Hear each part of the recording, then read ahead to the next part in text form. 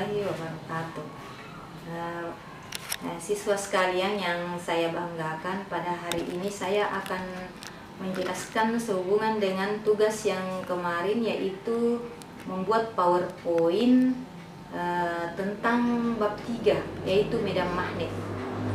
Nah, kita akan belajar tentang medan magnet dan terdiri dari dua kata, yaitu medan dan magnet. Nah, menurut bahasa Indonesia, medan itu artinya daerah. Nah, sedangkan magnet itu adalah suatu benda yang saya kira kalian semua sudah tahu apa itu magnet. Nah, magnet itu biasanya sifat-sifatnya itu dia bisa menarik logam atau benda tertentu yang ada di sekitarnya. Misalnya besi bisa menarik besi, bisa menarik timah, perak dan lain-lain. Nah, kemudian medan itu artinya tadi daerah. Jadi kalau dikatakan medan magnet artinya daerah di sekitar magnet. Nah, magnet itu sendiri kalian semua sudah biasa melihat. Salah satu sifat magnet itu yaitu bisa menarik benda-benda tertentu yang ada di sekitarnya. Kemudian jika dua buah magnet kita dekatkan, maka kutub yang senama akan torak menolak, sedangkan kutub yang tidak senama akan tarik menarik. Artinya jika kutub utara dan selatan didekatkan akan tarik menarik, tetapi jika kutub selatan dengan selatan didekatkan atau utara dengan utara didekatkan akan tolak menolak. Kemudian bagian-bagian magnet itu kalian semua sudah jawab di PowerPoint. Ya, bagian-bagiannya itu terdiri dari ada kutubnya, ada pusatnya. Yang kutubnya itu ada dua, ada utara, ada selatan. Nah, kemudian maksudnya itu utara dan selatan. Kalau magnet itu kita gantung bebas, misalnya kita gantung dengan benang, maka magnet itu akan selalu menunjuk dua arah. Anggaplah ini utara yang hitam, kemudian ini selatan. Nah, maka misalnya kita gantung bebas, maka yang utara selalu menunjuk utara bumi, sedangkan yang kutub selatannya akan selalu menunjuk kutub selatan bumi, sehingga bisa dijadikan sebagai kompas untuk menentukan arah. Nah, kemudian kita akan membahas kenapa, ada apa sebenarnya di daerah magnet, daerah sekitar magnet. Nah, kenapa bisa menarik benda-benda yang ada di sekitarnya, benda-benda tertentu maksudnya. Nah, ternyata dari hasil penelitian bahwa di sekitar magnet itu terdapat daerah yang merupakan suatu kekuatan, sehingga dia mampu menarik benda-benda yang ada di sekitarnya. Kalau kita gambar bentuknya seperti ini, misalnya kita ambil contoh magnet batang. Magnet batang bentuknya kan seperti ini. Nah, ini kita bagi dua, yang berarti di sini utara, misalnya di sini utara, atau dan ini selatan. Nah, ada apa di sekitar magnet ini sehingga dia mampu menarik benda-benda tertentu yang ada di sekitarnya. Nah, ternyata dia memiliki semacam energi di sekitarnya, itu semacam energi, dan bentuknya menurut hasil penelitian, energi itu merupakan garis-garis lengkung yang bergerak dari utara menuju selatan. Nah, ini dari utara menuju selatan. Nah, ini terdiri dari beberapa garis-garis, ya ini namanya garis gaya magnet. Nah, kemudian bergerak dari utara menuju. Nah, inilah yang membuat magnet itu bisa menarik benda-benda tertentu yang ada di sekitarnya. Semakin banyak garis-garis, nah, itu yang membentuk medan magnet, semakin kuatlah magnet itu. Nah, daerah kutub ini daerah yang paling kuat menarik benda, daerah kutub. Ini kutub utara dan kutub selatan.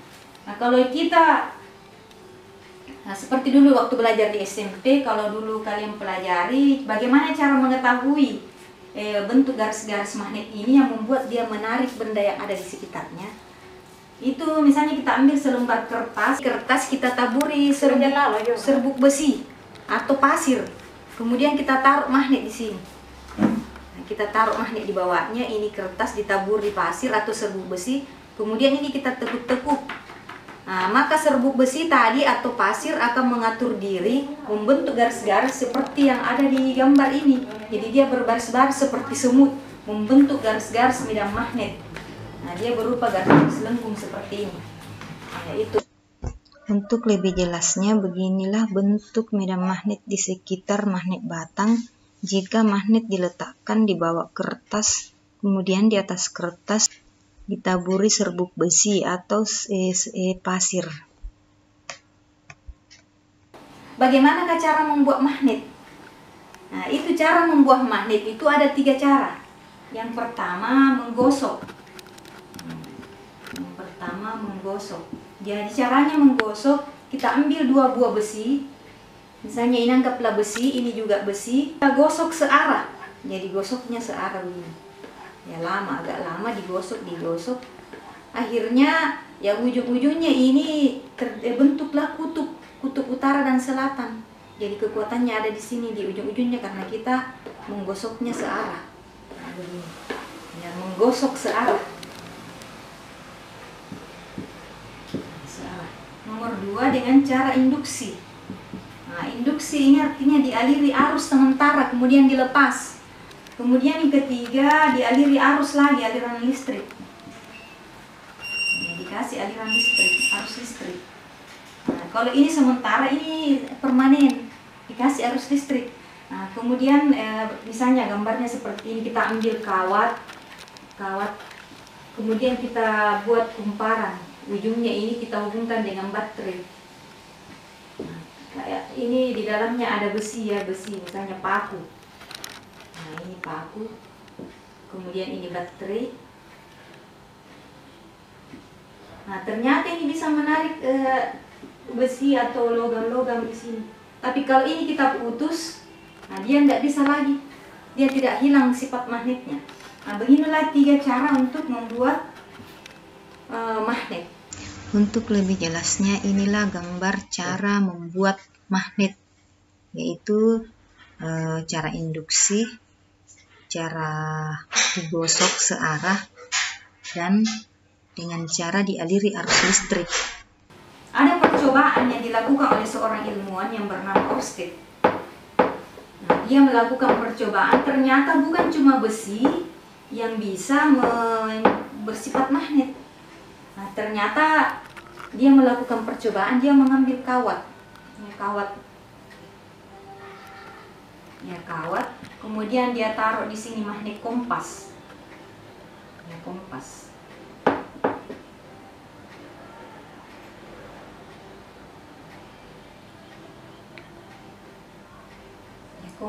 kompas bentuknya seperti magnet jarum. Nah, ini misalnya utara, di sini selatan. Ya, ini ditaruh di atasnya, ini tidak lengket dengan kawat. Ya, kemudian ini tidak dialiri dulu arus. Misalnya ini kabel, kita ambil di sini baterai, positifnya di bawah, ini positif, negatif. Nah, ini ada saklar di sini S. Nah, saklar ya. Nah, kemudian gambar pertama ini. Ternyata tidak ada reaksi dari kompas. Nah, kompas ini kan kita tahu bisa bergerak bebas. Nah, gambar kedua, nah dia menghubungkan ini saklar. Nah, ini kan tentu mengalir arus di sini. Nah, ternyata kompas tadi tidak searah lagi dengan kawat, tetapi dia menyimpang sedikit akibat adanya arus listrik tadi. Jadi posisi daripada kompas itu berubah. Nah, di sini utara, selatan, dia bergerak ke kanan. Di sini arusnya kan dari positif menuju negatif. Nah, ini negatif, ini positif. Nah, percobaan yang kedua ini, ya. Kemudian percobaan yang ketiga, dia rubah arah arus. Kemudian ini dia balik ke arah baterainya. Ini positif, tadi kan positifnya di bawah. Ini sekarang negatifnya di bawah. Nah, kemudian dihubungkan, tentu arus mengalir dari sini kan. Arus listrik. Ini arus listrik biasa dilambangkan dengan huruf I. Nah, kemudian ternyata apa yang terjadi dengan kompas, dia menyimpangnya ke arah yang berlawanan. Nah, dia sekarang menyimpang begini, bergerak sendiri. Ya, dia bergerak menyimpang utara selatan. Nah, kira-kira apa yang bisa disimpulkan dari percobaan Oersted ini? Di sekitar kawat berarus listrik terdapat medan magnet. Ini adalah gambar percobaan Oersted. Jika kawat tidak dialiri arus listrik, maka magnet kompas tidak akan bergerak menyimpang. Sedangkan jika dialiri arus listrik, maka magnet kompas atau magnet jarum pada kompas akan menyimpang. Berarti bukan cuma magnet saja yang dapat bersifat magnet seperti yang Ibu jelaskan tadi, tetapi kawat yang dialiri arus juga dapat bersifat magnet. Nah, kalau dia bersifat magnet, maka dia tentu juga memiliki medan magnet di sekitarnya. Berarti kawat yang berarus listrik juga memiliki medan magnet yang kita tahu tadi bentuknya berupa garis-garis lengkung yang bergerak dari utara menuju selatan. Tetapi kalau dia kawat berarus listrik, ya tidak bergerak dari utara menuju selatan. Nah, kemudian kita akan menggambar bagaimana kira-kira bentuk medan magnet di sekitar kawat berarus listrik sesuai dengan percobaan Oersted tadi. Sudah dijelaskan berdasarkan percobaan Oersted bahwa di sekitar kawat berarus listrik juga terdapat medan magnet. Nah, artinya kawat yang berarus listrik juga bersifat magnet. Nah, seperti dengan magnet tadi, magnet batang misalnya.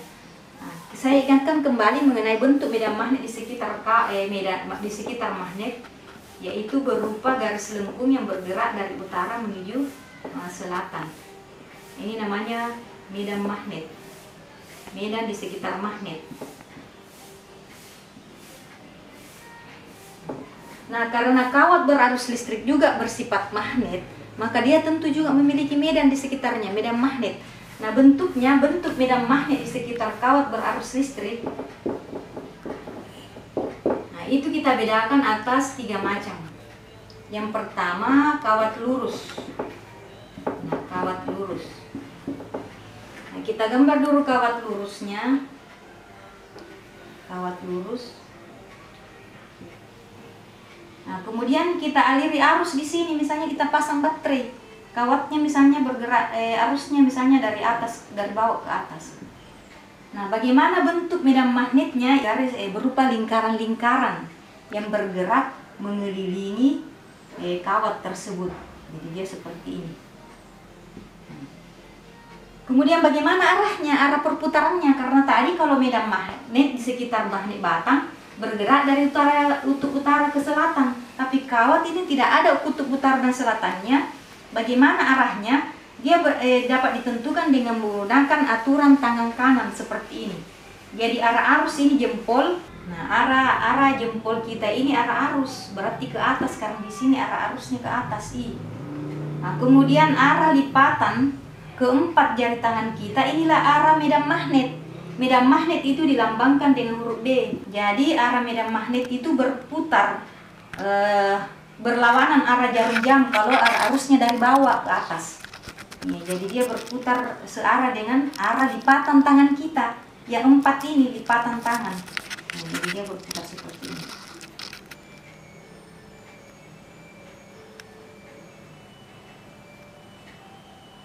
Nah, begitu.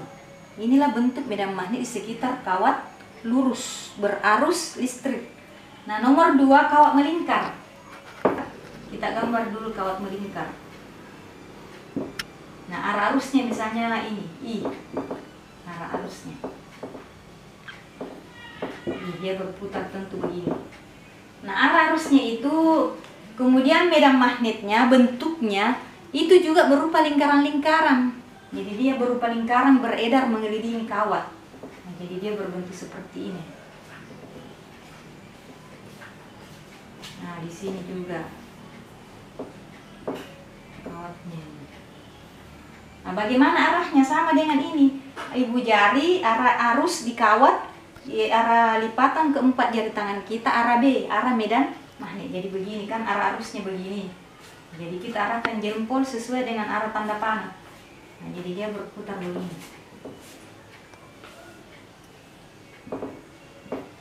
Nah, kalau yang ini berputar begini.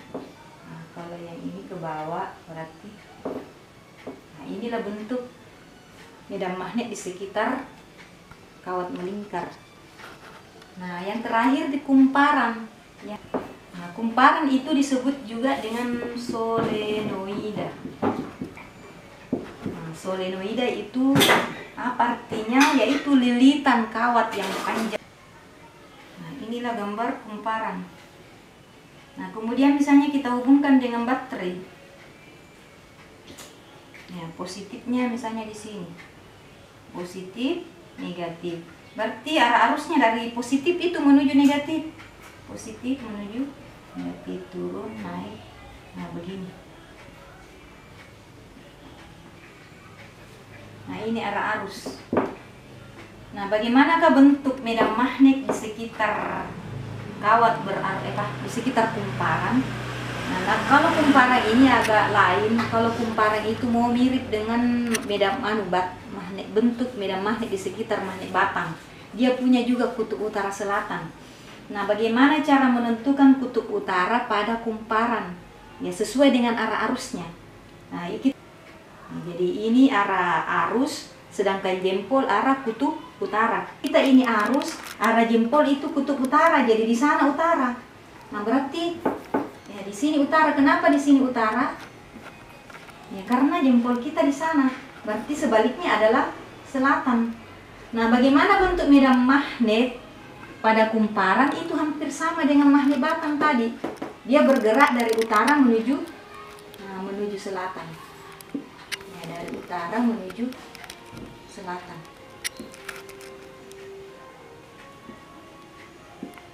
Nah, seperti ini. Nah, jadi kumparan itu mirip dengan magnet batang. Nah, dia juga punya kutub utara dan kutub selatan yang arahnya sesuai dengan arah arus.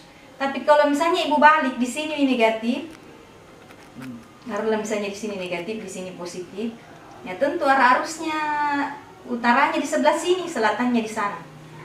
Ya, jadi tetap di sini positifnya. Ya, demikianlah bentuk medan magnet di sekitar kawat berarus listrik yang terdiri dari 3 macam, yaitu ada kawat lurus, ada kawat melingkar, dan ada kumparan. Bentuk medan magnet dapat juga dilihat dengan cara melewatkan kawat ditusuk ke bagian tengah kertas HPS, kemudian di atas kertas HPS ditaburi serbuk besi atau pasir. Nah, kemudian kawat dihubungkan dengan baterai. Akan nampak dengan jelas bentuk medan magnet seperti gambar ini. Sama halnya untuk kawat melingkar dan kumparan.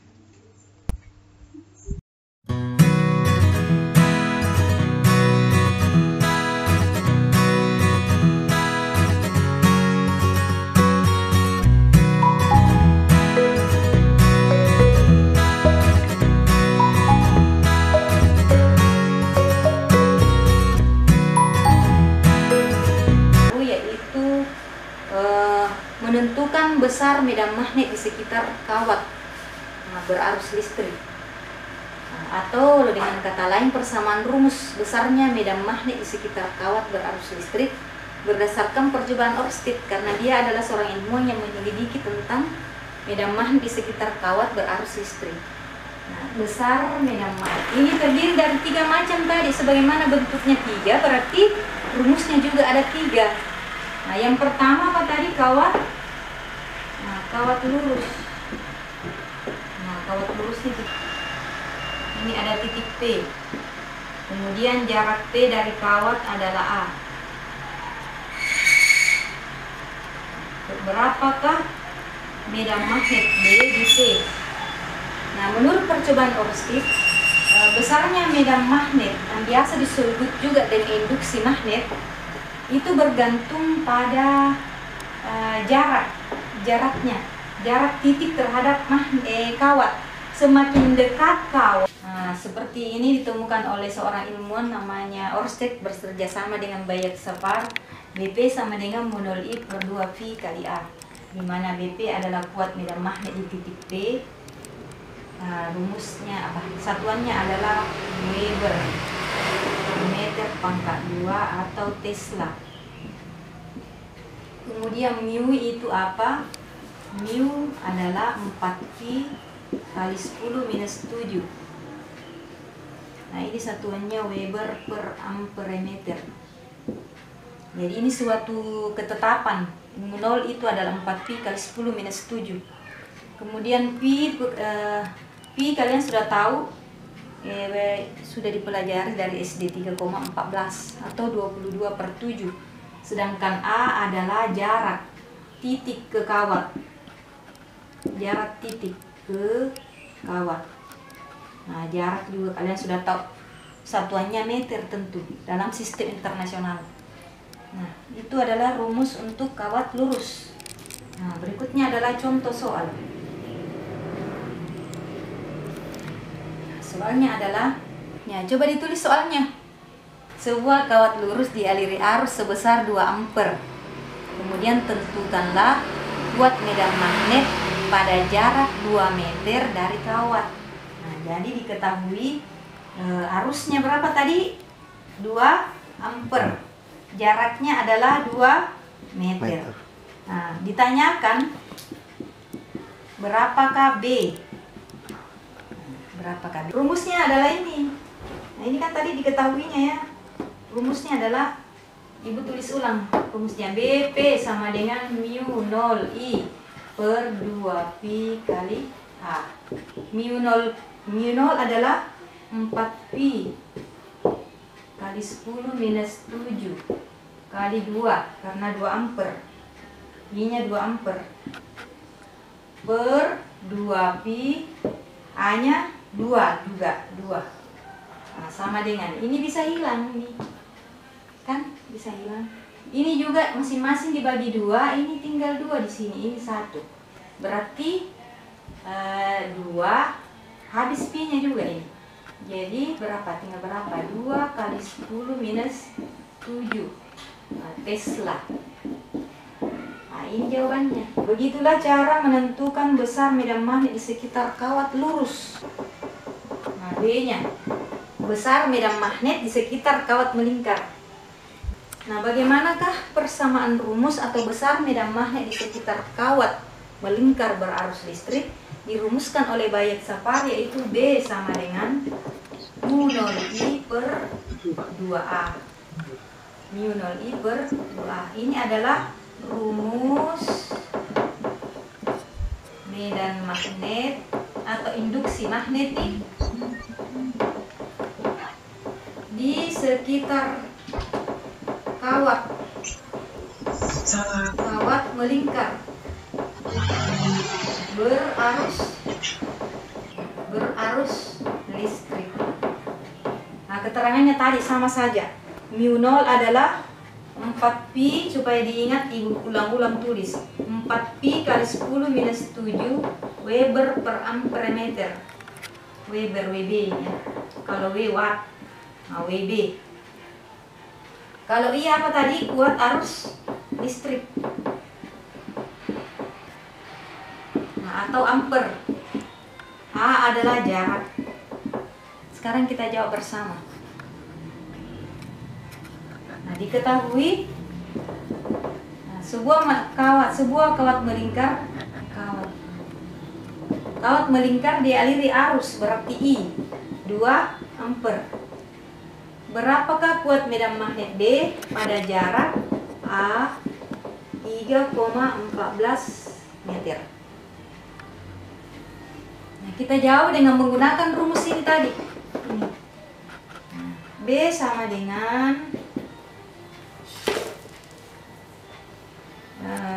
ini saja, dilihat rumusnya itu mu 0I per 2A. Nah, coba lihat perbedaan rumus antara kawat melingkar dengan kawat lurus. Perbedaannya sedikit saja. Ini ada V-nya. Kalau kawat melingkar tidak ada V. Ya, jadi hampir sama saja, gampang dihafal. Nah, besarnya adalah 4pi kali 10 minus 7 kali arus 2 per 2 kali A-nya 3,14. Nah, ini bisa hilang. Nah, kan sama-sama 2. Ini juga kan, ini 3,14, ini juga hilang. Nah, tinggallah 4 kali 10 minus 7 Tesla. Nah, ini jawabannya. Untuk kawat melingkar. Nah, demikianlah untuk kawat melingkar. Nah, nanti pada pertemuan berikutnya kita akan membahas yang ketiga, yaitu pada kumparan. Nah, sekarang Ibu mau kasih tugas, tugas menyelesaikan soal. Ya, coba ditulis soalnya. Nah, kemudian tugas ini dibuat di buku tugas, kemudian difoto, baru dikirim di classroom masing-masing.